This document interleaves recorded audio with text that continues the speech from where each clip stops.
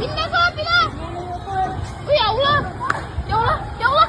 Ya Allah, ya Allah. Ya Allah, Tuhan. Detik-detik truk kontainer tak kuat nanjak dan mundur hingga terbalik timpa rumah warga di Pinrang. Tengah beredar video yang memperlihatkan detik-detik kecelakaan sebuah truk kontainer yang mundur tak terkendali viral di media sosial. Berdasarkan informasi yang dihimpun, kejadian tersebut terjadi di Jalan Poros Pinrang Parepare, Sulawesi Selatan pada Selasa, 10 Februari 2026, sekitar pukul 17.30 WITA. Diketahui, truk kontainer tersebut hendak menuju ke Makassar dengan membawa muatan beras. Dalam video yang beredar, tampak truk kontainer tersebut tak kuat menanjak dan diduga mengalami remblong sehingga tidak mampu dikendalikan sopir. Truk tersebut kemudian berjalan mundur zigzag. Sejumlah kendaraan di belakang truk nyaris tertabrak, namun berhasil menghindar saat truk melaju mundur.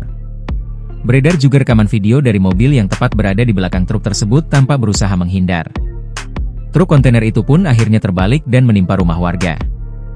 Beruntungnya, tidak ada korban jiwa dalam insiden tersebut. Sopir truk tersebut dilaporkan selamat meski mengalami luka lecet sedikit dan masih syok.